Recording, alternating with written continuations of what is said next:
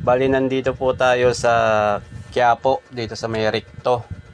So, meron ako ipapakita sa inyo dito sa bandang Isitan, no? Dito sa may stoplight na matutumbok natin.